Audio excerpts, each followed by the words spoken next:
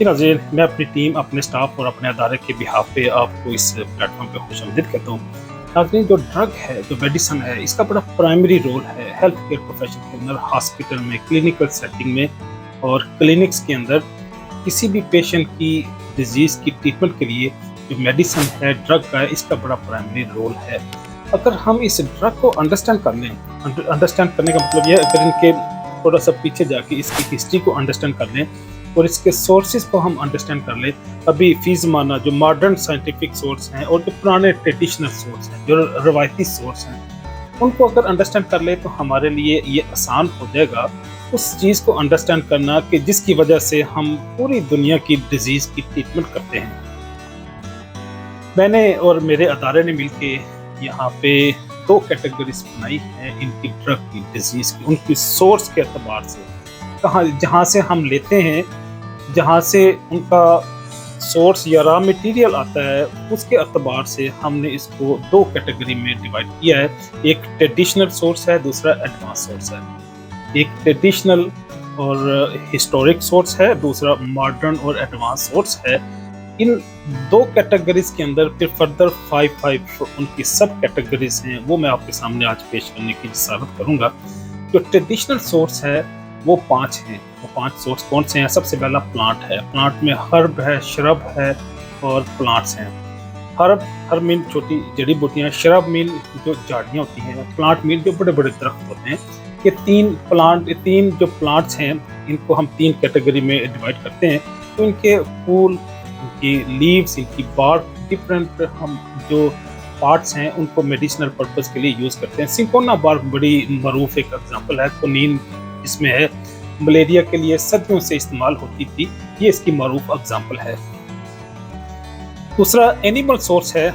Animal source में वो चाहे हम सांप का जहर लें, चाहे हम घोड़ों से एंटीबॉडी या हम उनसे इंसुलिन प्रोड्यूस कराएं, या हम कोई भी और एनिमल सोर्स से अगर मेडिसिनल सब्सटेंसेस ऑब्टेन करते हैं, केमिकल लेते हैं, तो वो एनिमल सोर्स की कैटेगरी में आता है। दूसरा सोर्स है वो मिनरल्स हैं, वो मेटल्स हैं, वो मटेरियल है। ये जो नेचुरली अवेलेबल मटेरियल्स हैं, वो चाहे कैल्शियम है, पोटाशियम है, सोडियम है, मैग्नीशियम है, ये जो मटेरियल्स है ये हमारे पास एक नेचुरल ट्रेडिशनल सोर्स है। तीसरा सबसे बड़ा, जिससे हम मेडिसिनल जो सब्सटेंसेस वो लेके हम उनको किसी न किसी डोजेज फॉर्म में भी कन्वर्ट कर सकते हैं।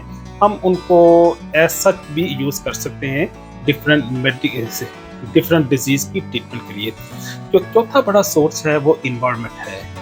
इन्वायरमेंट किस तरह से एक मेडिसिन हो सकती है? हाँ, इन्वायरमेंट में जो फ्रेश एयर है, जो सूरज की शुआएं हैं, सूरज की रोशनी है, जो इलेक्ट्रिसिटी है, जो इलेक्ट्रोमैग्नेटिक वेव्स है, जो हीट हम यूज़ करते हैं, ये भी एक समटाइम मेडिसिन की शक्ल अख्तियार कर लेती हैं और इनको भी हम ड्रग की कैटेगरी में कंसिडर करते हैं। जो आखिरी है, जो ट्रेडिशनल मेथड है या ट्रेडिशनल डिजीज़ है, वो स्पिरिचुअल है, वो रिलीजियस भी किसी न किसी सतह पे आ जाता है। कई सारे ऐसे पेशेंट होते हैं, उन्हें कुछ भी नहीं होता, ऐसे ही उनका कोई मेटाफिजिकल प्रॉब्लम होता है, उनकी ज़हनी अख्तरा होती है, उनकी कमज़ोर अकायद होते हैं, जिनकी बुनियाद पे अपने आप को बीमार रखना ही वो पसंद करते हैं। ऐसे लोगों की ट्रीटमेंट फिर हम किसी जोगी, ज्योतिषी, मौलवी साहब से करा लेते हैं, दम दरूद तवीज़ करा लेते हैं। तो ये भी बहरहाल एक पुराना ट्रेडिशनल मेथड है जिससे हम मुख्तलिफ डिजीज़ की ट्रीटमेंट करते हैं। दूसरी कैटेगरी मैंने आपके सामने बताया था, आपके साथ ये मैंने बात की थी। दूसरा हमारे पास मॉडर्न एडवांस मेथड या सोर्स है जिससे हम मेडिसिन प्रोड्यूस करते हैं या मेडिसिन लेते हैं। उसमें हमारे पास भी 5 मुख्तलिफ कैटेगरीज हैं, 5 बड़ी बड़ी डिवीजन्स हैं, 5 बड़े बड़े सोर्स हैं जिससे हम मेडिसिन या ड्रग को प्रोड्यूस करते हैं। सबसे पहला सोर्स है बायोटेक्नोलॉजी। बायोटेक्नोलॉजी से हमें पता है कि हम डीएनए, आरएनए या सेल को एक्सप्रेस कराते हैं। इस बायोटेक्नोलॉजी से हम जेनेटिक एक्सप्रेशन भी कराते हैं। हम डिफरेंट सेल या डिफरेंट स्पीशीज़ के सेल को मर्ज करके बायोटेक्नोलॉजी से उनके कैरेक्टरिस्टिक, उनके फीचर्स को भी मॉडिफाई कर लेते हैं, उनके कलर को, उनकी हाइट्स को, और उनके जब जीनोटाइपिंग को चेंज चेंज करेंगे तो फिनोटाइपिंग भी चेंज हो जाएगी। जीनोटाइपिंग हम कहते हैं उसकी जेनेटिक सीक्वेंस को, उसके जीन्स को, कोडॉन को, न्यूक्लियोटाइड्स को, क्रोमोसोम को जब चेंज करेंगे तो फिनोटाइपिंग मीन उनकी फंक्शनैलिटी भी ऑटोमेटिकली चेंज हो जाएगी। दूसरा बड़ा जो सोर्स है एडवांस साइंटिफिक मेथड में वो सिंथेसिस है। सिंथेसिस जिस तरह हम साइंटिफिकली मुख्तलिफ चीज़ों को सिंथेसाइज करते हैं इंडस्ट्रीज में, लेबॉर्ट्रीज के अंदर अल्कलाइड को की हम सिंथेसाइज करते हैं, ग्लाइकोसाइड को प्रोड्यूस करते हैं, हम इसी तरह प्रोटीन्स की भी किसी न किसी लेवल पे प्रोडक्शन कर सकते हैं। तीसरी बड़ी जो मिसाल है एडवांस साइंटिफिक प्रोडक्शन की या सिंथेसिस की वो एंटीबायोटिक की सिंथेसिस है। मोनोक्लोनल एंटीबॉडीज इसकी सबसे बड़ी एग्जांपल है। कई सारी ऐसी डिजीजेज हैं उनकी ट्रीटमेंट के लिए हमारे पास कोई मेडिकेशन अवेलेबल नहीं होती, फिर आजकल इम्यूनोथेरेपी हम करते हैं। जब इम्यूनोथेरेपी करते हैं तो फिर हम इम्यूनोग्लोब्युलिन हम उसको सिंथेसाइज करते हैं। इम्यूनोग्लोब्युलिन साइंटिफिक नाम है एंटीबॉडी का।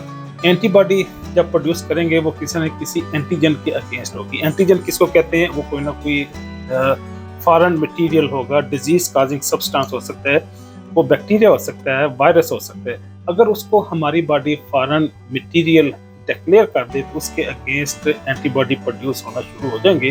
तो वही एंटीबॉडी जो हमारी बॉडी में प्रोड्यूस होते हैं, अगर हम एक्स वीवो एक्सटर्नली उनको हम सिंथेसिस करके पेशेंट की बॉडी में इंजेक्ट कर दें तो ये भी हम इम्यूनोथेरेपी के थ्रू भी कई सारी डिजीजेस को कंट्रोल कर सकते हैं।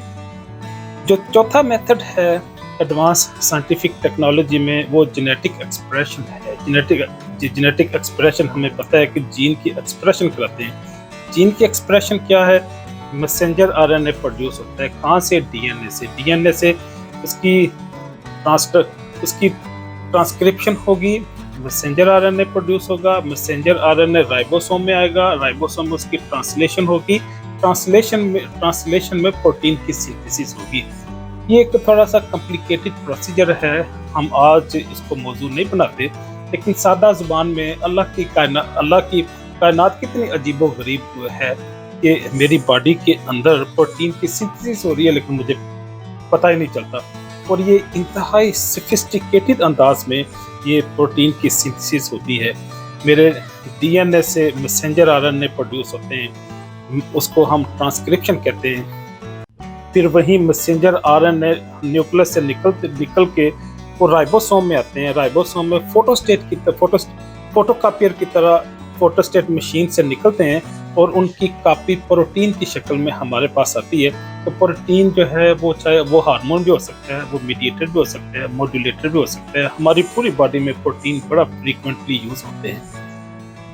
जो पांचवा पार्ट है वो है सेल लाइन ग्राफ्टिंग।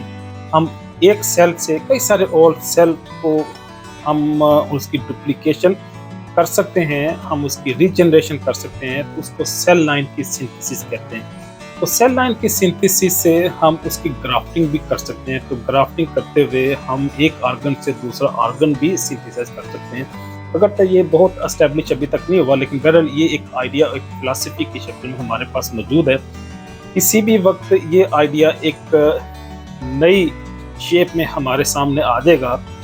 गाड़ी के टायर की तरह लोगों के मुमकिन है गुर्दे भी रिप्लेस होना शुरू हो जाएं। लेकिन बहरहाल आजकल के एडवांस और मॉडर्न दौर में हम कई सारी चीज़ें ऐसी ऑब्जर्व की हैं जो माजी में कुछ तसव्वुर भी नहीं करता था, लेकिन आजकल हम उसका नज़ारा करते हैं। तो गोया दो मेथड हैं मेडिसिन की सिंथेसिस के, या दो सोर्स हैं मेडिसिन के, एक ट्रेडिशनल है, दूसरा एडवांस है। ट्रेडिशनल की फिर 5 कैटेगरीज हैं और एडवांस या मॉडर्न जो मेथड है या एडवांस सोर्स है मेडिकेशन का, उसके 5 सोर्स हैं जो मैंने आपके सामने पेश किए। उम्मीद है ये इंफॉर्मेशन आपको आपकी ज़िंदगी में किसी न किसी जगह पे, किसी न किसी मोड़ पे आपके काम आएगी।